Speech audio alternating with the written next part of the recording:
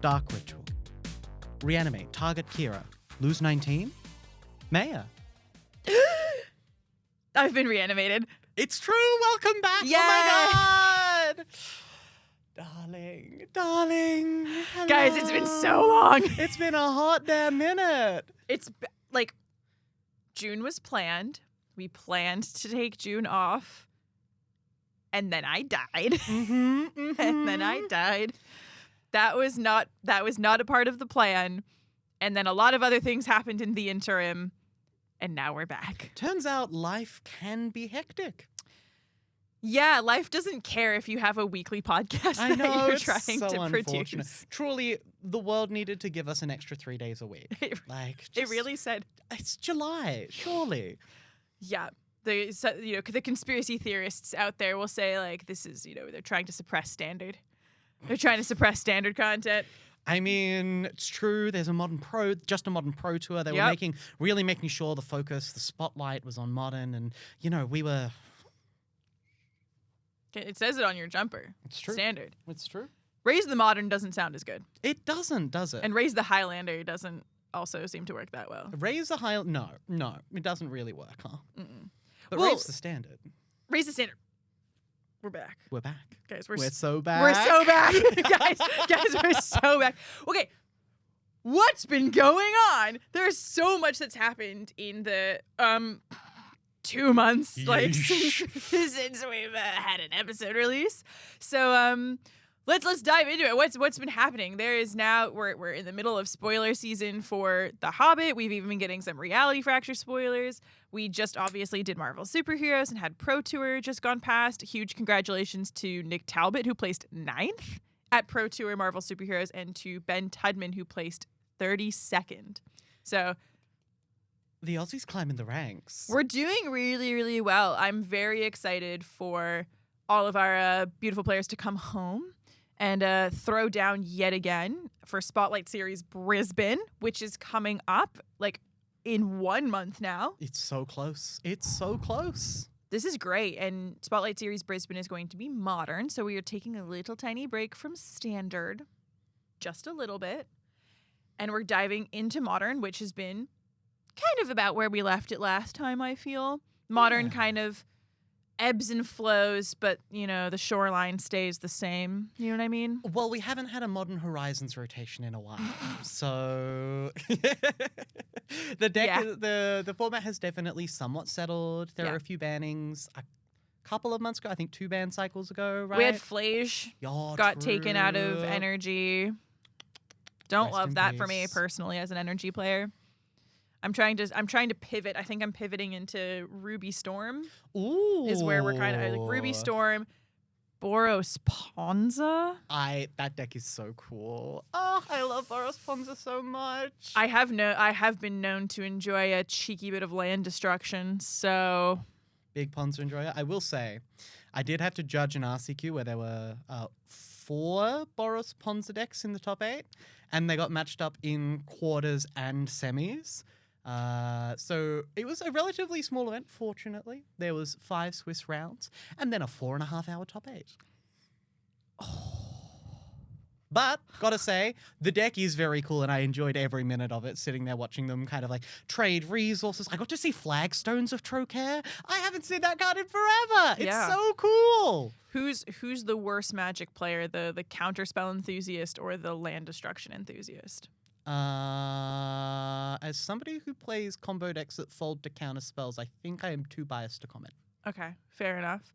I did just get there's so much that's been happening like while we've been away. I got my Garfield secret layer.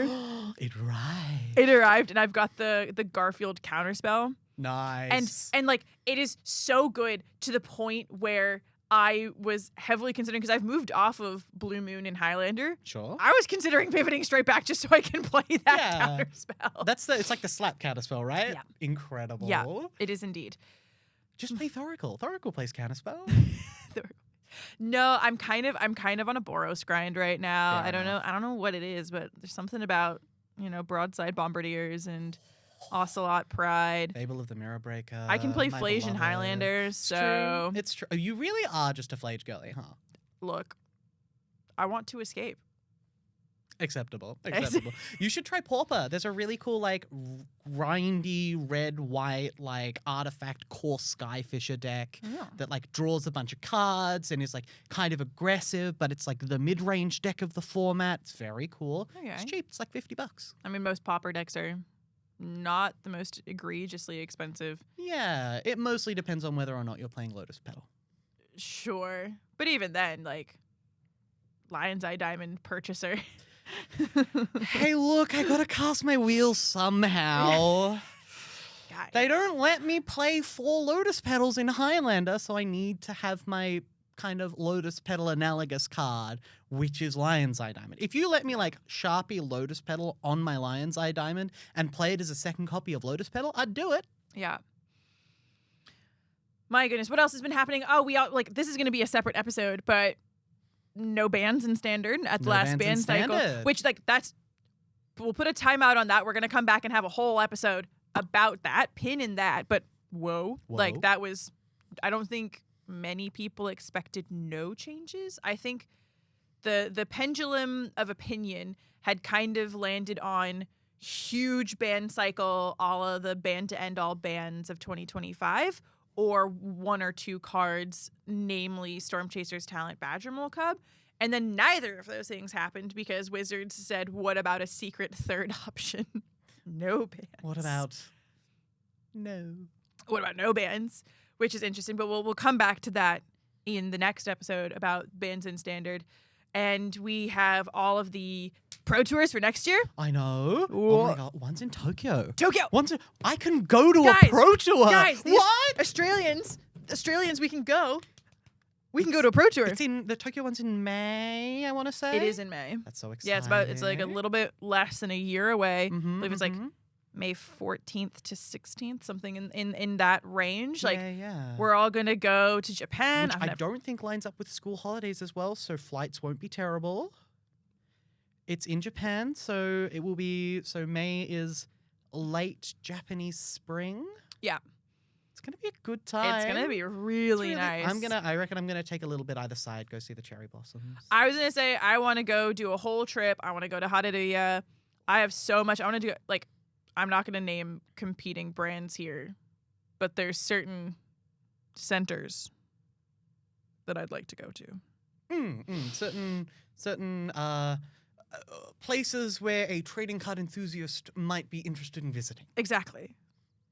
Nondescript trading cards. Nondescript. There are a lot of nondescript. Legally distinct. Exactly. Legally distinct trading cards. Japanese-specific trading cards. Exactly.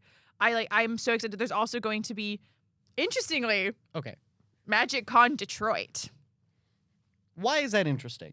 I don't know anything about Detroit. For the Americans who listen, I think it's a very interesting. Like, imagine they had said Spotlight Series Alice Springs.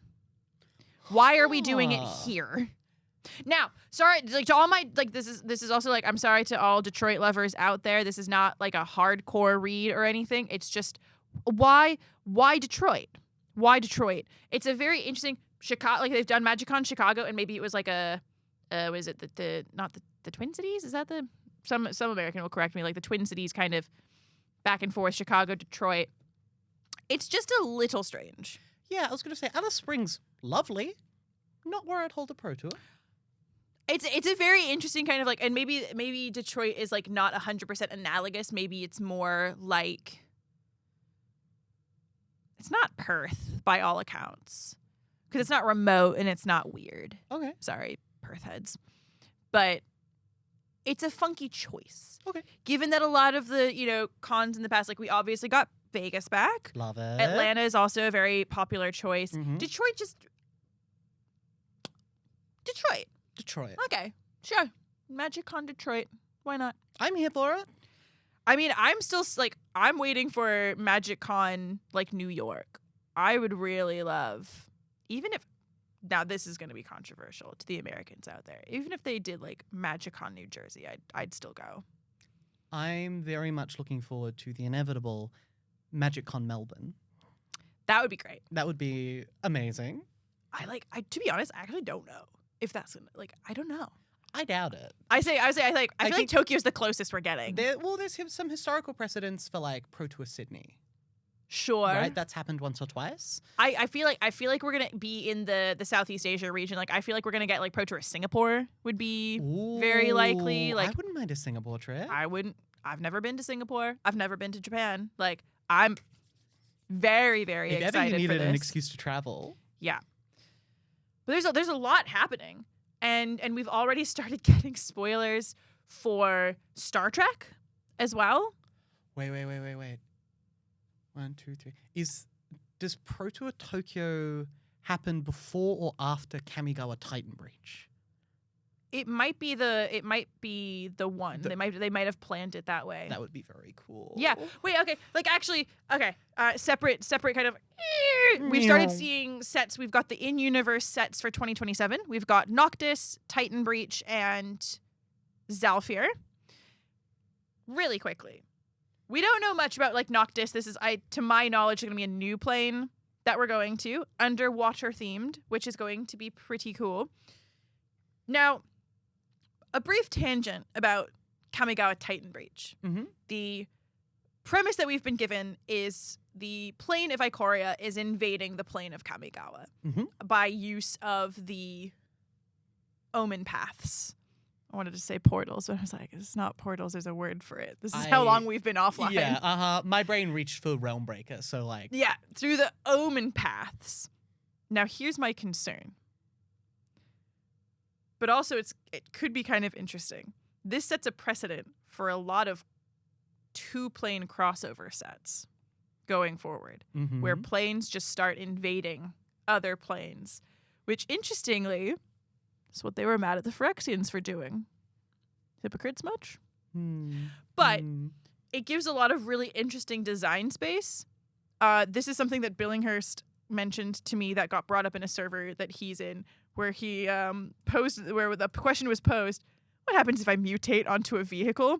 And I wanted to go to sleep in that moment. The answer to the question, what happens if you mutate onto a vehicle, is I rescind my judge's license. Yeah. The actual answer is it depends on if you mutate on top or at the bottom of the vehicle, depending on the altered permanent rules. We looked into this. Horrifying. Horrifying. It depends on depended on how mutate works. If it's what happens if I mutate onto a crude vehicle? Guys, it's going to be so much fun next year. Also, just to add to the law precedent, not only do we now have precedent for like planes directly clashing, Zalfir was originally, I think, it wasn't like the name of a place, it was the name of a society on Dominaria. Yeah. And Zalfir has now seceded into its own plane? Well, Gramps is going to have my head for this if I get the lore wrong, so I'm sorry specifically and only to Gramps in this moment. Zalfir phased out of existence because of the Phyrexian invasion. It was either, sorry Gramps, because the Phyrexians were there and they like phased the whole plane out to protect everyone else, or the Phyrexians hadn't invaded there yet and they phased the whole plane out as like a protection thing. There's a card called The Phasing of Zalfir, which references this happening. But yeah, Zalfir was like a city or a society on Dominaria that now is like its entire own plane, and this happened because of the Phyrexian invasion. Yeah, I was going to say, because Zalfir, like, phasing things in and out is not the same as, like, seceding to be another plane. We don't actually have a lot of, like, post-mending examples of the creation and destructions of planes. I think the most recent one we have is the destruction of Alara in Conflux. Right. And that was more years ago than I care to admit. So, like, does this mean we can get, like, Sarah's plane back? Also, great opportunity for a Tolarian Academy reprint. Just saying. Just saying. Guys, I'm just saying. And just putting it out there. A time travel set. But there's also, like, plane secession and planar crash makes for almost infinite, like, potential magic, like, X versus Y possibilities. It's pretty cool. Well, so I was going to say, question, what two plane crossovers do you want? Like, would you want to see? Like, based on knowing that we have like Kamigawa Ikoria, which ones would you like to see? The Contemptible Plane of New York City and Alara pre-Conflux, so we can just blow it all up at once. This is the future that Zoran Mamdani wants. Let's go. We're blowing. Let's go. I think it would be really interesting to have, like, one, I really miss Kaldheim. I really want to go back to Kaldheim. Right. So I'm trying to think of a really, like, there is a plane of fire, and I don't remember what it's called, but I think, like, a fire and ice crashing set could be really, really interesting. Kaldheim Cold Snap? It's just ice. Yeah. It's just ice, baby. Well, I think because Cold Snap is on Dominaria, right? Like Cold Snap Ice Age, because Arkham Dagson is a Dominarian character. Oh. So what if the like Ice Age part of Dominaria also succeeds into its own plane and then clashes with Kaldheim and we get the Battle of the Snowfield?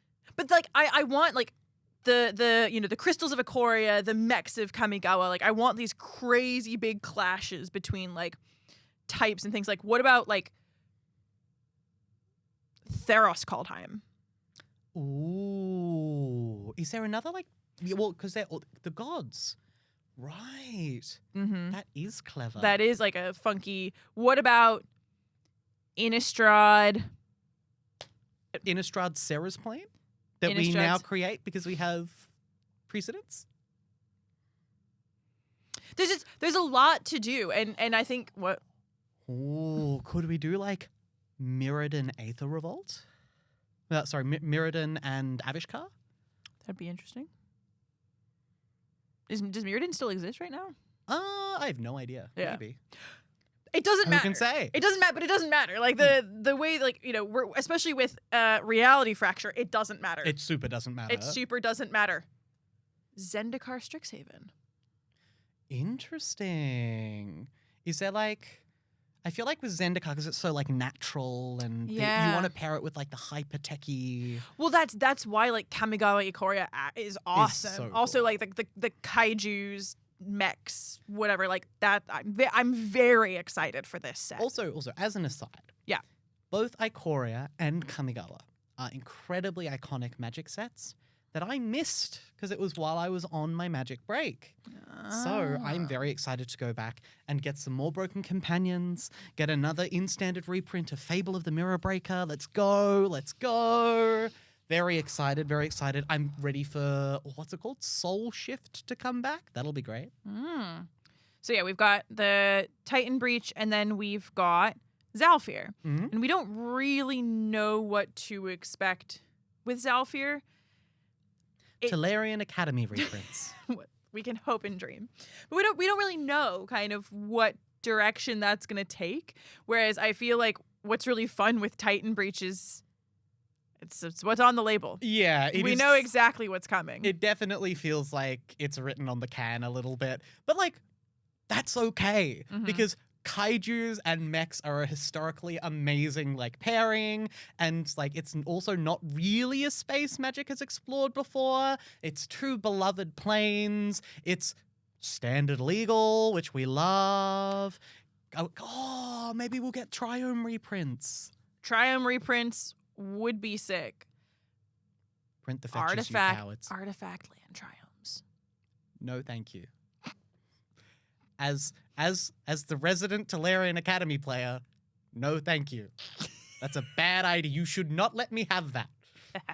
What about, because I was going to say, Zalfir, Ephemerate in Standard? Ooh, so true. Like, it's a phase, like, I think ETBs, like, phasing in and out might be really important. Speaking of, sorry, we talked about this in the hallway before we start, and I just want to say, I was right. I said it. When we were doing our Secrets of Strixhaven spoilers, going over cards that we think we're going to say, please, see play in Standard.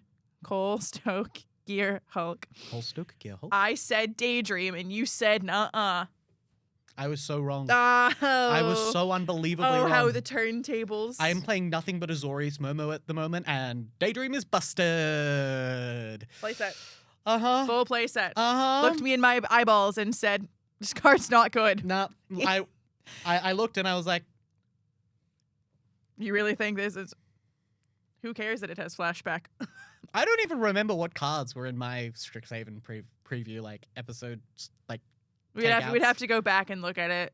But I remember that I said Daydream. You did, and you were right. Guys. Trust the Kira. She knows. There's a new interesting. Speaking of spoilers, now the interesting thing that we're moving into is Hobbit is going to be standard legal, where the Lord of the Rings was a modern, legal set. So we're in this kind of like very interesting, swishy. Oh, is it? Wait, is it? J.R. Sorry, this is gonna be such like a random aside. J.R.R. Tolkien wrote The Hobbit for his son, right? Like it's a children's book. I did not realize. J.R.R. Tolkien wrote The Hobbit for his son. It's a children's book, and the reason that The Hobbit is standard legal is because it's for kids.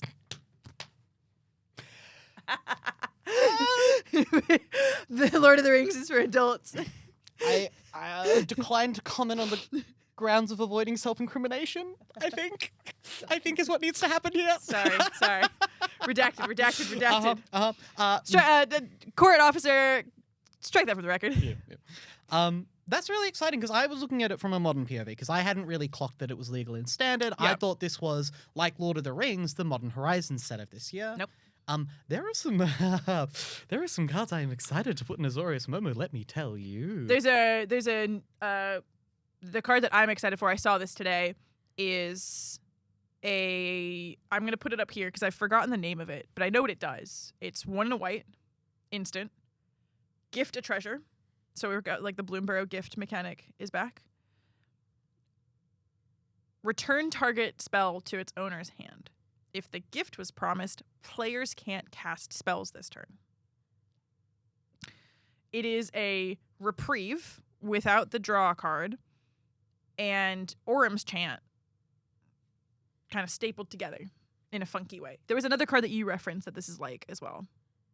I said delay because it puts it back in your hand and you can't cast it again until later. Yeah. Or it's almost a remand or a reprieve effect. It's pretty good. It's a really interesting, it seems, because white decks seem to be running around a bit at the moment, it seems like it could fit really well into the sideboard against decks like Prowess and Affinity and the Jeskai Revelation type decks that tend to just multi-spell. Yeah. I feel like it's you happily put it in the sideboard of any deck that's already running Ang. Yeah. Why not? Yeah. I'm very excited for, and it's not a card that jumps out at you until you read it and think about it. Okay. There's a card called The Eagles Are Coming. Okay. I think it's called that. Yeah. It's one. We'll put it up here. It's 1 and a white, I think, for an instant. Okay. And it has, I'm not sure whether it's kicker or I think it's kicker for 2 white or something. Okay. And anyway, it says exile target creature you control.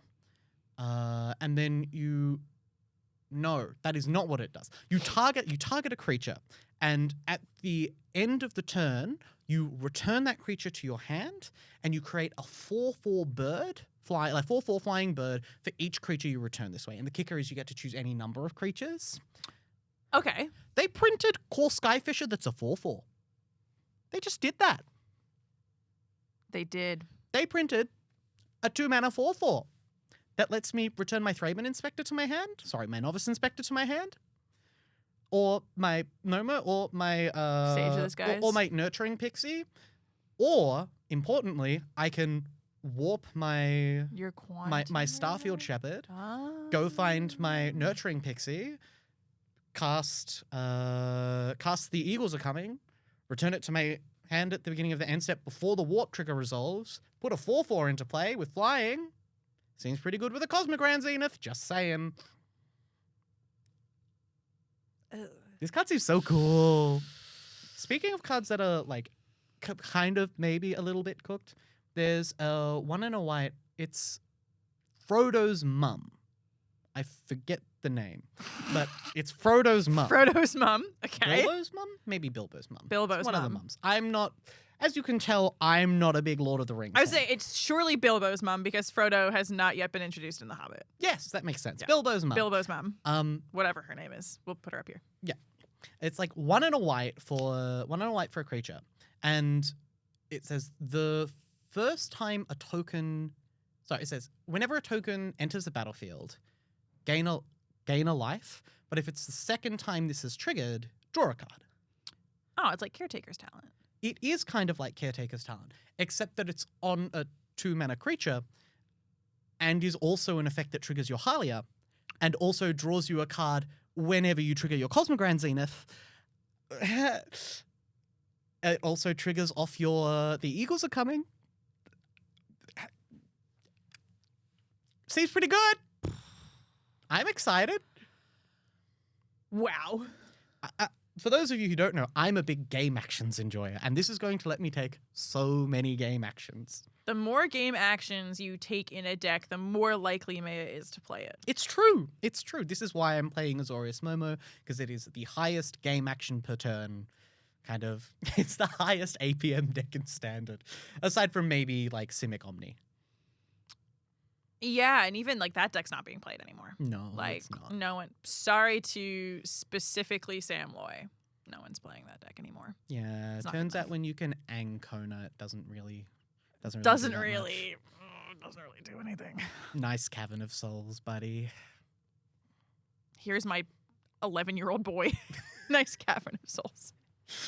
Oh. I mean, the end of this year is shaping up to be really interesting. Yeah. We're going to have a lot to talk about during Reality Fracture, I think. That's obviously, it's our last Universes Within set for the year. But I'm so excited. They let me have Snapcaster Mage. Again. What are they doing? Yeah. It's the red one, right? Yeah, Yeah. Stingcaster. They're Thanks. letting me have Snapcaster Mage, folks. I mean, I'm going to choose not to look this particular gift horse in the mouth. it's so interesting because we're getting such crazy, we're getting Snapcaster Mage back. They gave us literal, actual Dark Confidant in Final Fantasy. Mm-hmm. They give us Reverse Dark Confidant in Reality Fracture. Reverse Dark Confidant in Reality Fracture. What else do you think they could give us? Well, we already have a 2-mana Ajani Planeswalker. That's kind of crazy. We've got blue Chandra, red Chandra. We've got black Garrick and green Garrick. We've got white Liliana, black Liliana. We only have Blue Jace, I think. We have only blue Jace, but that's apparently because Jace is perfect and there's nothing wrong with him and he doesn't need to be changed in his perfect world. Okay, white boy. Well, I mean, I think it's like Jace is the architect of the plane, right? Well, yeah, but isn't it so interesting that this man goes around fixing everything except himself? Maybe he should create a copy of himself so that the copy of himself can fix the other version of himself. It's like, What color, if Jace is blue, what color is the version of Jace that can fix himself? Black, because the only way to fix Jace is to kill him.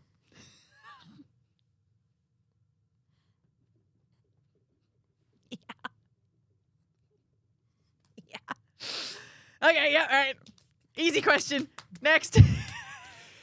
But like slightly more seriously, there's a bunch of cool stuff that we could get because they're taking like powerful historical magic cards and they're turning them. This is like Future Sight 3, right? What's the opposite of what is channel in a different color? Channel in a Like different what if there's a thing called like Inferno and it's red and it's you may pay any number of life and then deal that much damage to any target. It would have to be to any creature, I think. To any creature, yeah. Because otherwise, That card is busted. Fair enough. To I was any gonna any creature. Because theoretically, Yeah. anti-channel is Fireball, right? Yeah. Because channel is pay life, generate mana. Fireball is pay mana, generate damage. Yeah. My thought is like, because they did a cycle in, I want to say, I'm not sure whether it was Planar Chaos or Original Future Sight. They did the Magus cycle. Like the original Yes. Magus. And we have like Magus of the Candelabra, Magus Magus the of Moat. the Disc, all that sort of stuff. Yeah. I'm wondering if we get like what the new take on that will be. Like, are you going to give me an Enchantment Tolarian Academy? Well, because Can remember, you please give me an Enchantment Tolarian Academy, please? I'll be good. but we got the we got the Emeriti. We in did. Strixhaven. Mhm. Maybe they're thinking their duty is fulfilled because they gave us Ancestral Recall in Standard. Maybe, and maybe what they will do is they will just like take cool existing design space and reverse it. Can I just say I actually really like this approach? Yeah. I'm thinking about it from like universes within perspective because it happened this year as well. We have like new plane, existing plane, and plane that appeals to boomers like me. Because we have Reality Fracture, which is like the future side equivalent, and next year we have Zhalfir, or Zalfir, sorry, I don't know how to pronounce it, which definitely appeals to like the old Magic lore boomers who are like, yes. We have Titan Breach, which is very, very cool, but like collection of existing planes, very cool, and we have new plane in Noctis. I don't know. I like this balance. I think it's good. I'm excited. Can I just say one thing that just perked my ear up when you said it? When you said Noctis, my brain went Noctis, and I'm thinking nighttime. Yes. I have been continuously misnaming this set Nautica. I almost wanted to say Nautilus, but that's an actual fish. But yeah, Nautica, Noctis. Noctis is death magic. That's a Final Fantasy card. It's the true. reprint of Damn. Oh, yeah. I mean, Noctis just like a character card as well. Noctis is also just a character card, but the Noctis is death magic. I remember on coverage one time identifying that Billinghurst was playing that version. And I was like, how dare he? I mean, he's a Final Fantasy enjoyer. Oh, fair enough. Yeah. Fair enough. Sad but true. But yeah, lots to look forward to. Oh my gosh. Look, we've got so much more. We're back. We're better than ever. We'll give you a little bit of a preview as well. We're back. We've kind of just been sitting here going, what's going on? And we're back, and we're going to be jumping back into our weekly episode releases. Coming up, we also are going to do the bands that weren't, things that did not happen that maybe we thought were going to happen during the band cycle. We have Riley Jones is going to be joining us for a couple episodes. Hell yeah. Riley placed second at the 100K and lost to Brett, our teammate. So talking about the anti-prowess deck that he built. We're also going to be talking about how the Quality Lines team is prepping for Spotlight Series Brisbane for Modern. We do also have Ben Tudman coming back on the show after his Pro Tour Marvel Super Heroes appearance, telling us about how a Universes Beyond Pro Tour was. First time, 3-time guest. Look, if there's anyone worth bringing back, Ben's worth bringing back at least 3 times. Sure. Over and over again. I think like we need to get him a jumper. He is basically an honorary member of the podcast at this point. He's our mascot. It's true. It's true. Sorry, Reginald. Sorry to Reginald, our beautiful little rat. But we've got Ben Tudman coming back on the show telling us all about Pro Tour Marvel Super Heroes. And that's just a sneak peek of everything that's coming up. And that'll get us through like another month. And we're back. We're back. Sorry for leaving you for so long. We're so back. We're so back. We promise. Hold my hand. We promise we won't do it again. We're so sorry. It'll happen again. Maybe. Hopefully not. Hopefully not. You never know. Hopefully Kira does not in fact die again. We like staying alive. I only have 1 life left. Look, that reanimate took a lot out of you. Let's just say that reanimate. I am a 19 CMC creature. It's true. But power to match.